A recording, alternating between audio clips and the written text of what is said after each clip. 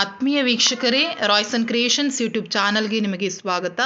ಇಂದಿನ ಈ ವಿಡಿಯೋದಲ್ಲಿ ಕರ್ನಾಟಕ ಶಾಲಾ ಪರೀಕ್ಷೆ ಮತ್ತು ಮೌಲ್ಯ ನಿರ್ಣಯ ಮಂಡಳಿಯವರು ಬಿಡುಗಡೆ ಮಾಡಿರುವಂತಹ ಗಣಿತ ಮಾದರಿ ಪ್ರಶ್ನೆ ಪತ್ರಿಕೆ 3 ಪಾರ್ಟ್ 2 ಅನ್ನು ಅವುಗಳ ಉತ್ತರಗಳೊಂದಿಗೆ ತಿಳಿದುಕೊಳ್ಳೋಣ. ಈಗ ಆಲ್ರೆಡಿ 24 ಪ್ರಶ್ನೆಗಳನ್ನು ಸಂಪೂರ್ಣ ಉತ್ತರಗಳೊಂದಿಗೆ ವಿಶ್ಲೇಷಣೆ ಮಾಡಿದ್ದೇವೆ.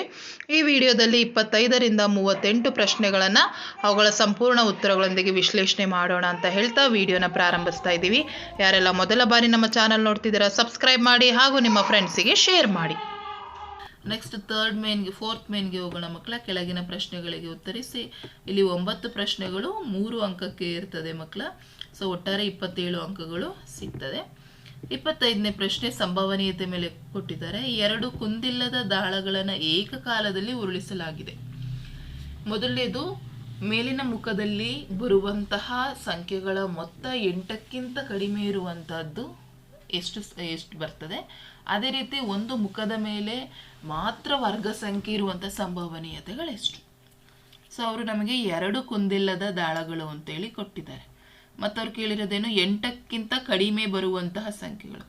So obviously 1,1, 1,2, 1,3, 1,4, 1,5, 1,6 ಮುಗಿತಲ್ಲಿಗೆ. ಮತ್ತಿನ್ನೊಂದು 2 ಮತ್ತು 1 ಬರ್ಬೋದು 2. ಸೊ ಅಲ್ಲಿ ಅದೇ ರೀತಿ ನಿಮಗೆ 2ನ್ನ ಕೂಡಿಸಿದ್ರೆ ಏನಾಗಿರ್ಬೇಕು, ಮೊತ್ತ 8ಕ್ಕಿಂತ ಕಡಿಮೆ ಬರಬೇಕು. ಸೊ ಅವೆಲ್ಲ ಪಾಸಿಬಿಲಿಟೀಸ್ನ ಒಟ್ಟಿಗೆ ಬರ್ಕೊಳ್ಳಿ ಮಕ್ಕಳ. ಅರ್ಥ ಆಗ್ತಾ ಇದೆಯಾ ಮಕ್ಕಳ? ಸೊ ಫಸ್ಟ್ ಇವೆಲ್ಲ ಸ್ಯಾಂಪ್ಲಿಂಗ್ಸ್, ಟೋಟಲ್ ಸ್ಯಾಂಪ್ಲಿಂಗ್ಸ್ 36 ಇದೆ, ಅದು ಅರ್ಥ ಮಾಡ್ಕೊಳ್ಳಿ.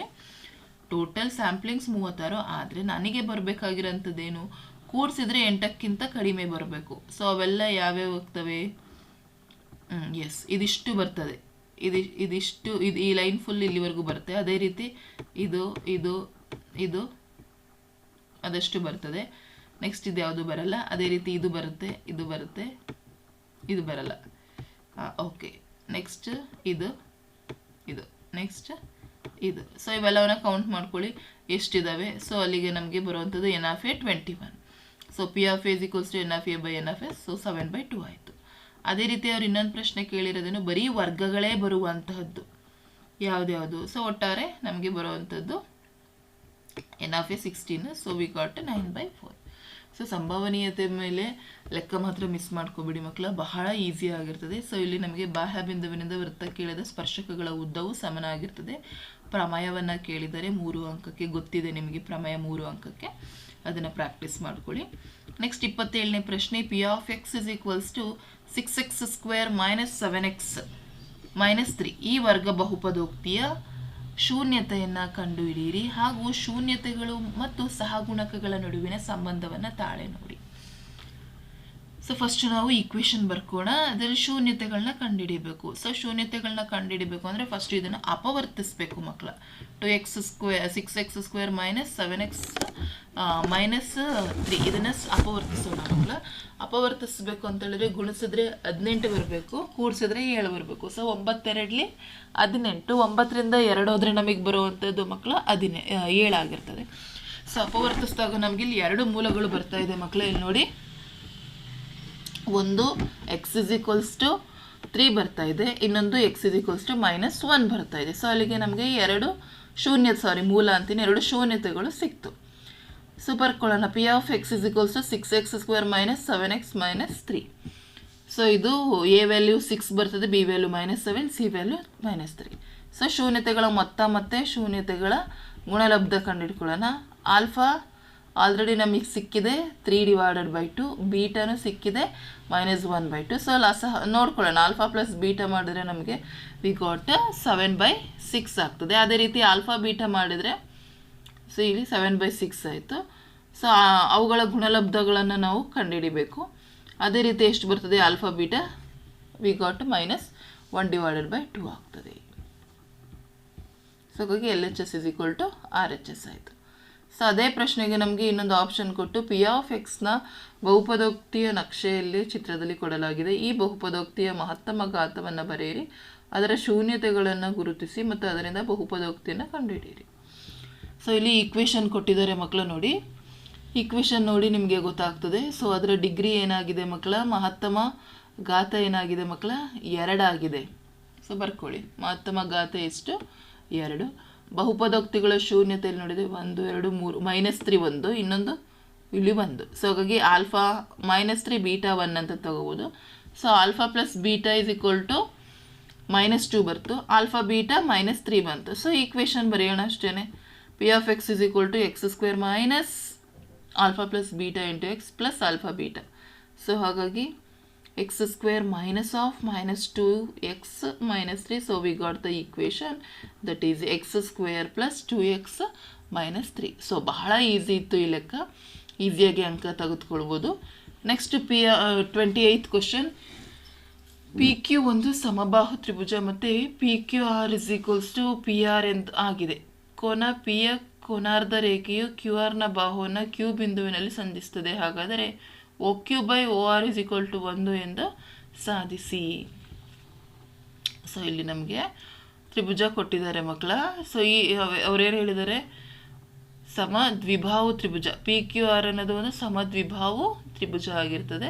P Q is equals to P R ಆಗಿದೆ. ಸೊ ಇದೊಂದು ಸಮದ್ವಿಬಾಹು ತ್ರಿಭುಜ ಮಕ್ಕಳ. ಪಿ ಕ್ಯೂ ಆರ್ ಅನ್ನೋದು ಸಮದ್ವಿಬಾಹು, ಎರಡು ಬಾಹುಗಳು ಸಮನಾಗಿದೆ, ಈ ಬಾಹು ಸಮನಾಗಿದೆ. ಅದನ್ನೇ ನೀವು ದತ್ತದಲ್ಲಿ ಬರ್ಕೊಳ್ಳಿ. So we have to prove what OQ divided by OR is equals to 1 ಅಂತ ಹೇಳಿ ಪ್ರೂವ್ ಮಾಡಬೇಕು. ಸೊ ಹಾಗಾಗಿ ನಾನು ಏನು ಮಾಡ್ತಾ ಇದ್ದೀನಿ, ಈಗ ಎರಡು ತ್ರಿಭುಜ ಇದೆ ಅಲ್ವಾ ಮಕ್ಕಳ. ತ್ರಿಭುಜ POQ ಮತ್ತು ತ್ರಿಭುಜ PQRಗಳಲ್ಲಿ ನಮಗೆ ಗೊತ್ತಿದೆ PQ is equals to PR ಸಮದ್ವಿಬಾಹು ತ್ರಿಭುಜ. ಅದೇ ರೀತಿ ಕೋನ QPO ಮತ್ತು ಕೋನ RPO is equals to P ರೇಖೆಯ ಮೇಲೆ ಪಿಯ ಎರಡೂ ಸಮಭಾಗವಾಗಿ ನಿಲ್ತವೆ. ಸೊ ಎರಡೂ ಕಡೆಯೂ ಎರಡೂ ತ್ರಿಭುಜಗಳಿಗೂ ಒಂದೇ ಕೋನವಾಗಿರ್ತವೆ. ಮತ್ತು PO is equals to PO ಆಗಿರ್ತದೆ, ಎರಡೂ ತ್ರಿಭುಜಗಳಿಗೆ ಸಾಮಾನ್ಯ ಬಾಹುವಾಗಿರ್ತದೆ. ಹಾಗಾಗಿ ಬಾಕೋಬಾ ಸಿದ್ಧಾಂತದ ಪ್ರಕಾರ ಎರಡೂ ತ್ರಿಭುಜಗಳೇನಾಗಿದೆ, ಸಮರೂಪ ತ್ರಿಭುಜಗಳಾಗಿದೆ. ಹಾಗಾಗಿ ಸರ್ವಸಮ ತ್ರಿಕೋನಗಳ ಅನುರೂಪ ಭಾಗಗಳ ಗುಣಲಕ್ಷಣದ ಪ್ರಕಾರ CPCTC ಪ್ರಕಾರ ತ್ರಿಭುಜ POQ ಮತ್ತು ತ್ರಿಭುಜ PORನ ಅನುರೂಪ ಬಾಹುಗಳ ಉದ್ದವೂ ಸಹ ಸಮನಾಗಿರಲೇಬೇಕಾಗಿರ್ತದೆ. ಹಾಗಾಗಿ OQ is equals to OR ಆಗ್ತದೆ. ದೇರ್ಫೋರ್ OQ ಮತ್ತು OR ಉದ್ದಗಳು ಸಮನಾಗಿರೋದ್ರಿಂದ OQ by OR is equals to 1 ಆಗ್ತದೆ. ಸೊ ಅದೇ ಒಂದು ಪ್ರಶ್ನೆಗೆ ಇನ್ನೊಂದು ಆಪ್ಷನ್ ಕೊಟ್ಟಿದ್ದಾರೆ. ABCDಯ ಒಂದು ಸಮಾಂತರ ಚತುರ್ಭುಜ, BCಯ ಮೇಲೆ ಇಯ ಒಂದು ಕರ್ಣ BDಯು ಎ ಮತ್ತು ಇಗಳನ್ನು ಸೇರಿಸುವ ರೇಖೆಯನ್ನು Fನಲ್ಲಿ ಛೇದಿಸುತ್ತದೆ. DF into EF is equals to FB into EF AF ಎಂದು ಸಾಧಿಸಿ. ಸೊ ಇಲ್ಲಿ ನಮಗೆ ಚತುರ್ಭುಜ ಇದೆ ಮಕ್ಕಳ. ಸೊ ಈ ಚತುರ್ಭುಜದಲ್ಲಿ ನಾವು ತ್ರಿಭುಜ AFD ಈ ತ್ರಿಭುಜ ಮತ್ತು ತ್ರಿಭುಜ EFB ಈ ಎರಡು ತ್ರಿಭುಜಗಳನ್ನು ತೆಗೆದುಕೊಂಡ್ರೆ, ಸೊ ಈ ಚತುರ್ಭುಜದಲ್ಲಿ ABCDಯಲ್ಲಿ AD ಮತ್ತು BC ಪ್ಯಾರಲಲ್, ಅವು ಸಮಾಂತರ, ಮತ್ತು BD ಒಂದು ಛೇದಕ ರೇಖೆ ಆಗಿದೆ. ಸೊ ಇವೆರಡು ಏನಾಗಿದೆ ಮಕ್ಕಳ, ಕೋನ ಡಿ ಮತ್ತು ಕೋನ ಬಿ ಪರ್ಯಾಯ ಆಂತರಿಕ ಕೋನಗಳು. ಸೊ ಹಾಗಾಗಿ AE ಅನ್ನೋದು ರೇಖಾಖಂಡದ ಛೇದಕ ರೇಖೆಯಾಗಿದೆ. ಹಾಗಾಗಿ ಕೋನ A ಇಸ್ ಈಕ್ವಲ್ಸ್ ಟು, ಅದೇ ರೀತಿ ಕೋನ ಬಿ ಏನಾಗ್ತದೆ, ಪರ್ಯಾಯ ಆಂತರಿಕ ಕೋನ. ಕೋನ F ಅನ್ನೋದೇನು, ಇದೆರಡಕ್ಕೂ ಸಹ ಶೃಂಗಾಭಿಮುಖ ಕೋನಗಳಾಗಿರ್ತದೆ. ಹಾಗಾಗಿ ಕೋನ ನಿರ್ಧಾರಕ ಗುಣದ ಮೇಲೆ ಈ ಎರಡೂ ತ್ರಿಭುಜಗಳು ಸಮರೂಪ ತ್ರಿಭುಜಗಳಾಗಿರ್ತವೆ. ಹಾಗಾಗಿ ಸಮರೂಪ ತ್ರಿಭುಜಗಳಾಗಿರೋದ್ರಿಂದ ಅನುರೂಪ ಬಾಹುಗಳು ಸಮಾನುಪಾತದಲ್ಲಿರ್ತದೆ. ಸೊ ಹಾಗಾಗಿ AF by EF is equals to FD divided by FB ಆಗ್ತದೆ. ಸೊ ಹಾಗಾಗಿ ಅವನ್ನ ಹೊರೆ ಗುಣಾಕಾರ ಮಾಡಿದ್ರೆ ನಮಗೆ AF into FB is equals to EF into FD ಆಗ್ತದೆ. So we have to prove this in. Next 29ನೇ ಪ್ರಶ್ನೆ. A of 1,7, B of 4,3, C of x,6, D of 3,5 ಈ ನಿರ್ದೇಶಾಂಕ ಬಿಂದುಗಳು ಚಿತ್ರದಲ್ಲಿ ತೋರಿಸಿರುವಂತೆ ABCD ಸಮಾಂತರ ಚತುರ್ಭುಜದ ಶೃಂಗಗಳಾದರೆ x ಮತ್ತು y ನ ಬೆಲೆಯನ್ನು ಕಂಡುಹಿಡಿಯಿರಿ. ಸೊ ಇಲ್ಲಿ x ಬೆಲೆನೂ ಗೊತ್ತಿಲ್ಲ, ಅದೇ ರೀತಿ y ಬೆಲೆಯೂ ಸಹ ಗೊತ್ತಿಲ್ಲ. ಸೊ ಇಲ್ಲಿ ಚತುರ್ಭುಜ ABCDಯಲ್ಲಿ AC ಮತ್ತು BDಗಳೇನಾಗಿದೆ, ಕರ್ಣಗಳಾಗಿವೆ, ಅವು ಪರಸ್ಪರ ಅರ್ಧಿಸಿವೆ. ಸೊ ಹಾಗಾಗಿ ACಯ ಮಧ್ಯಬಿಂದು ಇಸ್ ಈಕ್ವಲ್ಸ್ ಟು BDಯ ಮಧ್ಯಬಿಂದು ಆಗಿರ್ತದೆ. ಸೊ ಹಾಗಾಗಿ ಬರ್ಕೊಳ್ಳೋಣ, ಸೂತ್ರಕ್ಕೆ ಹಾಕೊಳ್ಳೋಣ ಮಕ್ಕಳ. ACಯ ಮಧ್ಯಬಿಂದು ಕಂಡುಹಿಡಿಬೇಕು, ಅದೇ ರೀತಿ DC ಮಧ್ಯಬಿಂದು. ಸೊ ಹಾಗಾಗಿ A of 1, Y is equals to x1 y1 ಆಗ್ತದೆ. ಸಿ ಆಫ್ ಎಕ್ಸ್ ಕಾಮ 6 ಅನ್ನೋದು x2y2. ಅದೇ ರೀತಿ ಇಲ್ಲೂ ಸಹ ಬರ್ಕೊಂಡು ಮಧ್ಯ ಬಿಂದುವನ್ನು ಕಂಡಿಡ್ಕೊಂಡ್ರೆ ಮಕ್ಕಳ, ಸೊ ನಮಗೆ ವ್ಯಾಲ್ಯೂಸ್ ಬರ್ತದೆ. ಅಲ್ಲಿಗೆ x = 6 ವ್ಯಾಲ್ಯೂ ಬರ್ತದೆ, y = 2 ವ್ಯಾಲ್ಯೂ ಬರ್ತದೆ. ನೆಕ್ಸ್ಟ್ 30ನೇ ಪ್ರಶ್ನೆ. ಚಿತ್ರದಲ್ಲಿ ತೋರಿಸುವಂತೆ ABCDಯಲ್ಲಿ ABCD ಕೇಂದ್ರವಾಗಿರುವಂತೆ ತ್ರಿಜ್ಯ 3.5 ಸೆಂಟಿಮೀಟರ್ ಇರುವ ವೃತ್ತಗಳ ಕಂಸಗಳನ್ನು ಎಳೆಯಲಾಗಿದೆ. ಸೊ ಇವೆಲ್ಲ ಏನಾಗಿದೆ, 3.5 ಸೆಂಟಿಮೀಟರ್ ಅಷ್ಟು ತ್ರಿಜ್ಯ ಇರುವಂತಹ ಕಂಸಗಳಾಗಿವೆ. ABCD ಚೌಕದ ವಿಸ್ತೀರ್ಣ 144 ಸೆಂಟಿಮೀಟರ್ ಸ್ಕ್ವೇರ್ ಆದರೆ ಚೌಕದೊಳಗಿನ ಕಂಸಗಳಿಂದ ರೂಪುಗೊಂಡ ಈ ಆಕಾರದ ಸುತ್ತಳತೆಯನ್ನು ಕಂಡುಹಿಡಿಯಬೇಕು. ಸೊ ವರ್ಗದ ಬಾಹುವಿನ ಅಂಚಿನ ಉದ್ದ, ಸೊ ಇಲ್ಲಿ ನಮಗೆ ವರ್ಗದ ವಿಸ್ತೀರ್ಣನೇ ಕೊಟ್ಟಿದ್ದಾರೆ. ಎಷ್ಟು? 144. ವರ್ಗದ ವಿಸ್ತೀರ್ಣ ಅಂದರೆ A² ಆಗ್ತದೆ. ಸೊ A² 144 ಆದರೆ A ಏನಾಗ್ತದೆ ಮಕ್ಕಳ? 12 ಸೆಂಟಿಮೀಟರ್. ಸೊ ಅಲ್ಲಿಗೆ ನನಗದು 12 ಸೆಂಟಿಮೀಟರ್ ಆಯಿತು. ಓಕೆನಾ? ಸೊ ಹಾಗಾಗಿ ನನಗೆ ಇಲ್ಲಿ ಆಲ್ರೆಡಿ ಕೊಟ್ಟಿದ್ದಾರೆ. ಇಲ್ಲಿ ಒಂದು ರೇಖೆ ಮೇಲೆ 2 ತ್ರಿಜ್ಯಗಳು. ಸೊ ಇದು 3.5, ಇದು 3.57 ಆಯಿತು. ಸೊ ಹಾಗಾಗಿ ಚೌಕದ ಉಳ್ಕೊಳ್ಳೋದು ಎಷ್ಟು ಭಾಗ? 12 - 7 ಮಾಡಿದ್ರೆ 5 ಸೆಂಟಿಮೀಟರ್ ಆಗುತ್ತೆ. ಓಕೆನಾ? ಸೊ ಹಾಗಾಗಿ ನನಗೆ ಗೊತ್ತಿದೆ ಇವೆಲ್ಲ ತ್ರಿಜ್ಯಾಂತರ ಖಂಡದ ಕಂಸದ ಉದ್ದ. ಸೊ ಕಂಸದ ಉದ್ದ = θ / 360 × 2πr ಆಗ್ತದೆ. ವ್ಯಾಲ್ಯೂಸ್ ಎಲ್ಲವನ್ನ ಸಬ್ಸ್ಟಿಟ್ಯೂಟ್ ಮಕ್ಕಳಿ, ವಿ ಗಾಟ್ 5.5 ಸೆಂಟಿಮೀಟರ್. ಸೊ ನಮಗೆ ಅದ್ರದ್ದು ಸುತ್ತಳತೆ ಕಂಡುಹಿಡಿಬೇಕಾಗಿರೋದ್ರಿಂದ ಅಷ್ಟನ್ನು ನಾವು ಕೂಡಿಸ್ಬೇಕು. ಸೊ ಹಾಗಾಗಿ 4 × 5 + 4 × 5.5 ಮಾಡಿದ್ರೆ ವಿ ಗಾಟ್ 42 ಸೆಂಟಿಮೀಟರ್. ನೆಕ್ಸ್ಟ್ 31ನೇ ಪ್ರಶ್ನೆ. ಈ ಕೆಳಗಿನ ದತ್ತಾಂಶಗಳಿಗೆ ಸರಾಸರಿ ಕಂಡುಹಿಡಿಯಿರಿ. ಇಲ್ಲಿ ಬಹುಲಕ ಕಂಡುಹಿಡಿಯಿರಿ ಅಂತ ಕೇಳಿದ್ದಾರೆ ಮಕ್ಕಳು. ಎರಡು ಸಹ ಈಸಿ ಇದೆ. ಸರಾಸರಿ ಕಂಡುಹಿಡಿಯುವಂಥದ್ದು ಬಹಳ ಈಸಿ. ವರ್ಗಾಂತರ ಕೊಟ್ಟಿರ್ತಾರೆ, ಆವೃತ್ತಿ ಕಂಡುಹಿಟ್ಟಿರ್ತಾರೆ. ಮಧ್ಯ ಬಿಂದು XI ಕಂಡುಹಿಡಬೇಕು. ಇದರ ಮಧ್ಯ ಬಿಂದುಗಳನ್ನ ಕಂಡುಹಿಡಿಬೇಕು ಮಕ್ಕಳು. ಸೊ ಅದಿಲ್ಲಿ ಬರ್ತೀರಾ. ಆಮೇಲೆ ಇವೆರಡನ್ನ ಮಲ್ಟಿಪ್ಲೈ ಮಾಡ್ತೀರಾ. ಅದನ್ನು ಸಮೇಷನ್ ಆಫ್ FI/XI ಟೋಟಲ್ ಮಾಡಬೇಕು. ಇದೇ ರೀತಿ ಇದನ್ನು ಟೋಟಲ್ ಮಾಡಿ ಇದನ್ನು ಇದರಿಂದ ಡಿವೈಡ್ ಮಾಡಿದರೆ ವಿ ಗಾಟ್ ದ ಸರಾಸರಿ. ಇದು ಆಲ್ರೆಡಿ ಪ್ರಾಕ್ಟೀಸ್ ಮಾಡ್ಕೊಂಡಿದ್ರೆ ಈಸಿ ಇದೆ. ನೆಕ್ಸ್ಟ್ ನಮಗೆ ಬಹುಲಕವನ್ನು ಕೊಟ್ಟಿದ್ದಾರೆ ಮಕ್ಕಳು. ಇಲ್ಲಿ ಬಹುಲಕನೂ ಸಹ ಈಸಿಯಾಗಿ ಕಂಡುಹಿಡಿಬೋದು. ಯಾವುದರಲ್ಲಿ ಆವೃತ್ತಿ ಹೆಚ್ಚಾಗಿದೆ? ಎಸ್, ಇದರ ಆವೃತ್ತಿ ಹೆಚ್ಚಾಗಿದೆ. ಈ ವರ್ಗಾಂತರದ ಆವೃತ್ತಿ ಹೆಚ್ಚಾಗಿದೆ. ಸೊ ಅದನ್ನು ನಾವು F1 ಅಂತ ಹೇಳಿ ತಗೋತೀವಿ. ಹಿಂದಿನ ಆವೃತ್ತಿಯನ್ನು F0 ತಗೊಳ್ತೀರಾ, ಮುಂದಿನ ಆವೃತ್ತಿಯನ್ನು F1 ಅಂತ ತಗೋತೀರಾ. ಇದನ್ನು ನೀವು ಲೋವರ್ ಲಿಮಿಟ್ ಎಲ್ಲನ್ನು 15 ಅಂತ ಹೇಳಿ ತಗೊಳ್ತೀವಿ ಮಕ್ಕಳ. ಆಮೇಲೆ ಈ ವರ್ಗಾಂತರದ ಗಾತ್ರ ಎಷ್ಟಾಗಿದೆ ಮಕ್ಕಳ? 5 ಇದೆ. ಸೊ ಹೆಚ್ಚು ಬೆಲೆನೂ ಗೊತ್ತಾಯಿತು. ಸೊ ಎಲ್ಲ ಬೆಲೆ ಗೊತ್ತಾಯಿತು ಅಂದರೆ ಸೂತ್ರಕ್ಕೆ ಹಾಕೊಳ್ತೀವಿ ಮಕ್ಕಳ. That is L + F0 - F1 - F0 divided by 2F1 - F0 - F2 × H. So ಈ ಫಾರ್ಮುಲಕ್ಕೆ ಹಾಕಿ ವ್ಯಾಲ್ಯೂಸ್ ಎಲ್ಲ ಫೈಂಡ್ ಔಟ್ ಮಾಡಿದರೆ ವಿ ಗಾಟ್ 17.14. ಸೊ ಇದೇ ರೀತಿ ಇರೋದು.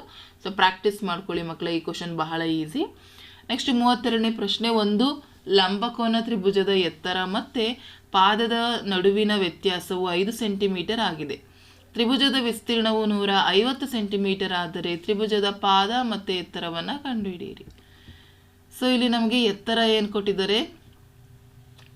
X ಅಂತ ತಗೊಳ್ಳೋಣ, ಕೊಟ್ಟಿಲ್ಲ. ಅದೇ ರೀತಿ ಪಾದನೂ ಸಹ ಕೊಟ್ಟಿಲ್ಲ, Y ಅಂತ ತಗೊಳ್ಳೋಣ. ಸೊ ಇಲ್ಲಿ ಹೇಳಿಕೆ ಕೊಟ್ಟಿದ್ದಾರೆ ತ್ರಿಭುಜದ ಎತ್ತರ ಏನಾಗಿದೆ?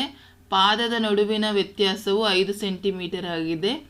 ಸೊ ಹಾಗಾಗಿ ಎರಡನ್ನ ಕಂಡುಹಿಡಬೇಕು. ಸೊ ಹೇಳಿಕೆ ಪ್ರಕಾರ X - Y = 5 ಆಗ್ತದೆ. So Y = X - 5. ಸೊ ಹಾಗಾಗಿ ನಾವು Y ಪ್ಲೇಸಿಗೆ ಆ ವ್ಯಾಲ್ಯೂ ಸಬ್ಸ್ಟಿಟ್ಯೂಟ್ ಮಾಡೋಣ. ತ್ರಿಭುಜದ ವಿಸ್ತೀರ್ಣ 1/2 × X × Y, right. So 150 = 1/2 × X × X - 5 ಆಗ್ತದೆ. ಸೊ ನಮಗಲ್ಲಿ ಒಂದು ಈಕ್ವೇಷನ್ ಸಿಗ್ತದೆ ಮಕ್ಕಳ. ಅಪವರ್ತಿಸೋಣ. ಸೊ ನೋಡಿ, ಅಪವರ್ತಿಸಿದ್ರೆ X value -5 and X value 20 ಬರ್ತದೆ. ಸೊ ಮೈನಸನ್ನು ನೆಗ್ಲೆಕ್ಟ್ ಮಾಡ್ತೀವಿ. ಹಾಗಾಗಿ ತ್ರಿಭುಜದ ಎತ್ತರ 20 ಸೆಂಟಿಮೀಟರ್. ಸೊ ಹಾಗಾಗಿ 20 ರಿಂದ 5 ಆದರೆ 15 ಸೆಂಟಿಮೀಟರ್ ಉದ್ದ ಬರ್ತದೆ. ನೆಕ್ಸ್ಟ್ ಮೌಲ್ಯೀಕರಿಸಿ. ಸೊ ಇದಂತೂ ಬಹಳ ಈಸಿ ಇರ್ತವೆ ಮಕ್ಕಳ. ಈ ಲೆಕ್ಕಗಳು ನೀವು ಡೈರೆಕ್ಟಾಗಿ ಪ್ರೂವ್ ಮಾಡ್ತಾ ಹೋಗ್ಬೇಕಷ್ಟೇ. ಸೊ ಇದು ಡಿಫಿಕಲ್ಟ್ ಇರೋದಿಲ್ಲ. ಸೊ ವ್ಯಾಲ್ಯೂ ನೋಡಿ, ಇಲ್ಲಿ 6 ಆ್ಯಂಗಲ್ಸ್ ಕೊಟ್ಟಿರೋದ್ರಿಂದ ವ್ಯಾಲ್ಯೂಸನ್ನು ಸಬ್ಸ್ಟಿಟ್ಯೂಟ್ ಮಾಡಿದ್ರೆ ಈಸಿಯಾಗಿ ಕಂಡುಹಿಡಿಬೋದು. ಸೊ ಈ ಲೆಕ್ಕಗಳು ನೋಡ್ಕೊಳ್ಳಿ, ಪ್ರಾಕ್ಟೀಸನ್ನು ಮಾಡ್ಕೊಳ್ಳಿ. ನಾನು ಬೇಕಿದ್ರೆ ಡಿಸ್ಕ್ರಿಪ್ಷನಲ್ಲಿ ಹಾಕಿರ್ತೀನಿ ಕ್ವಶನ್ ಪೇಪರನ್ನು. ನೆಕ್ಸ್ಟ್ 5th ಮೇನ್ 4 ಅಂಕದ ಪ್ರಶ್ನೆಗಳು. ಕೊಟ್ಟಿರುವ ರೇಖಾತ್ಮಕ ಸಮೀಕರಣಗಳ ಜೋಡಿಯ ನಕ್ಷೆಯನ್ನು ವಿಧಾನದಿಂದ ಬಿಡಿಸಿರಿ. ಸೊ ಇಲ್ಲಿ 2 ಗ್ರಾಫ್ ನಕ್ಷೆ ಇದನ್ನು ಕೊಟ್ಟಿದ್ದಾರೆ ಮಕ್ಕಳ. ಸಮೀಕರಣಗಳನ್ನ.